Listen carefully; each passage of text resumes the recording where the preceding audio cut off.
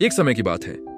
सोने की चिद्दिया कहलाने वाली जमीन पर एक खूबसूरत सल्तनत थी जिसका नाम था गुलजार। वहां के सुल्तान बद्दे नेक दिल थे और उनकी प्रजा भी उनसे बेपनाह मोहब्बत करती थी। सल्तनत की शान थी राजकुमारी जोया, जिसकी खूबसूरती और रहमदिली के चर्चे दूर दूर तक थे। उसकी मुस्कान से मानो फूल खिल उठते थे और उसकी आंखों में समंदर की गहराई थी। गुलजार में हर तरफ खुशहाली थी। बाजारें गुलजार थीं, खेत लहलहाते थे और लोग अमन चैन से रहते थे। लेकिन इस खुशहाली को किसी की नजर लग गई। एक दिन एक रहस्यमयी बूढ़ी औरत सुल्तान के दरबार में आई। उसकी आंखें गुस्से से लाल थीं और उसकी आवाज में एक अजीब सी कड़वाहट थी। उसने सुल्तान पर वादा खिलाफी का इल्जाम लगाया और गुस्से में पूरी सल्तनत को एक भयानक शाप दे दिया। उसने कहा, तुम्हारी यह सल्तनत जिसकी हरियाली पर तुम्हें इतना गुरूर है, अब वीरान हो जाएगी।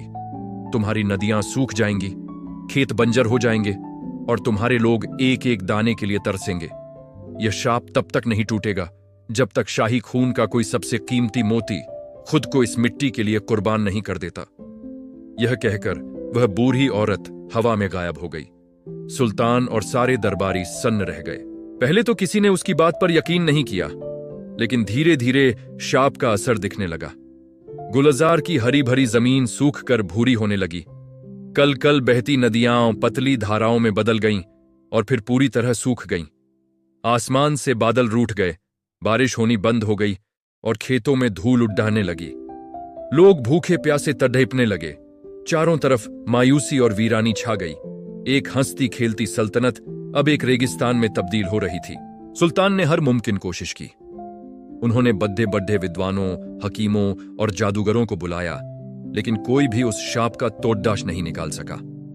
राजकुमारी जोया से अपनी प्रजा की यह हालत देखी नहीं जाती थी। वह रातों को छिप छिप कर लोगों में खाना और पानी बांटती, लेकिन यह ऊंट के मुंह में जीरे जैसा था। वह हर रोज अपने बाप को, सुल्तान को टूटते हुए देखती थी। उसे उस बूढ़ी औरत की कही बात याद आती थी, शाही खून का सबसे कीमती मोती। वह जानती थी कि यह इशारा उसी की तरफ है। एक रात जोया ने एक बद्धा फैसला किया। उसने तय कर लिया कि वह अपनी सल्तनत और अपनी प्रजा के लिए खुद को कुर्बान कर देगी। उसने एक खत लिखा जिसमें उसने अपने दिल की सारी बातें कह दी। उसने लिखा कि एक राजकुमारी का फर्ज सिर्फ महलों में रहना नहीं, बल्कि मुश्किल वक्त में अपनी प्रजा की ढाल बनना भी है। अगर उसकी कुर्बानी से गुलजार फिर से खिल सकता है तो उसे अपनी जान की कोई परवाह नहीं। यह कहकर वह बूढ़ी औरत हवा में गायब हो गई। सुल्तान और सारे दरबारी सन्न रह गए। पहले तो किसी ने उसकी बात पर यकीन नहीं किया, लेकिन धीरे धीरे शाप का असर दिखने लगा। गुलजार की हरी भरी जमीन सूखकर भूरी होने लगी। कल कल बहती नदियां पतली धाराओं में बदल गईं और फिर पूरी तरह सूख गईं। आसमान से बादल रूठ गए, बारिश होनी बंद हो गई और खेतों में धूल उड़ने लगी। लोग भूखे प्यासे तड़पने लगे। चारों तरफ मायूसी और वीरानी छा गई। एक हंसती खेलती सल्तनत अब एक रेगिस्तान में तब्दील हो रही थी। सुल्तान ने हर मुमकिन कोशिश की। उन्होंने बड्ढे बड्ढे विद्वानों, हकीमों और जादूगरों को बुलाया, लेकिन कोई भी उस शाप का तोड़धा नहीं निकाल सका। राजकुमारी जोया से अपनी प्रजा की यह हालत देखी नहीं जाती थी। वह रातों को छिप छिप कर लोगों में खाना और पानी बांटती, लेकिन यह ऊंट के मुंह में जीरे जैसा था। वह हर रोज अपने बाप को, सुल्तान को टूटते हुए देखती थी।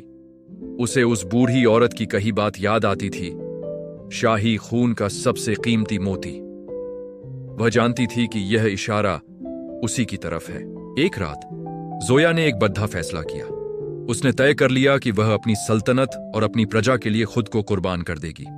उसने एक खत लिखा जिसमें उसने अपने दिल की सारी बातें कह दी। उसने लिखा कि एक राजकुमारी का फर्ज सिर्फ महलों में रहना नहीं, बल्कि मुश्किल वक्त में अपनी प्रजा की ढाल बनना भी है।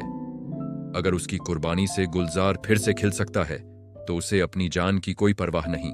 आधी रात के अंधेरे में जब पूरी सल्तनत सो रही थी, राजकुमारी जोया चुपके से महल से निकली। वह उस सूखी नदी के किनारे पहुंची जो कभी गुलजार की जान हुआ करती थी। उसने आखिरी बार अपनी प्यारी सल्तनत की सूखी जमीन को देखा। जैसे ही उसने अपनी जान कुर्बान की, एक चमत्कार हुआ। जमीन कांपने लगी और जिस जगह पर जोया ने दम तोड़ा था, वहां से पानी का एक सोता फूट पड़ा। देखते ही देखते सूखी नदी में फिर से पानी भर गया। आसमान में काले बादल घिर आए और झमाझम बारिश होने लगी। सूखी धरती ने जैसे फिर से सांस ली। बंजर खेतों में हरियाली की चादर बिछने लगी और मुरझाए हुए पेद्दे पौधों में नई जान आ गई। सुबह जब लोग जागे तो अपनी आंखों पर यकीन नहीं कर पाए। चारों तरफ पानी ही पानी था। हरियाली लौट आई थी। गुलजार फिर से गुलजार हो गया था। सुल्तान को जब जोया का खत्ते मिला और उन्हें उसकी कुर्बानी का पता चला तो उनका दिल टूट गया। पूरी सल्तनत अपनी प्यारी राजकुमारी के जाने से गम में डूब गई, लेकिन हर किसी के दिल में उसके लिए इज्जत और प्यार था। उस दिन के बाद से गुलजार में कभी कोई परेशानी नहीं आई।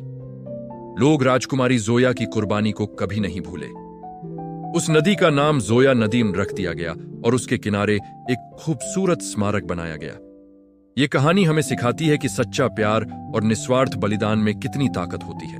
जोया ने साबित कर दिया कि एक राजकुमारी की असली पहचान उसके ताज से नहीं, बल्कि उसके त्याग और अपनी प्रजा के लिए उसके प्यार से होती है। यह थी कहानी राजकुमारी जोया की, जिसने अपनी सल्तनत को बचाने के लिए हंसते हंसते अपनी जान दे दी। उसकी यह दास्तां आज भी गुलजार की हवाओं में गूंजती है और लोगों को निस्वार्थ सेवा की प्रेरणा देती है। उम्मीद है आपको यह कहानी पसंद आई होगी। ऐसी ही और कहानियों के लिए हमारे साथ जुड़ते रहें। धन्यवाद।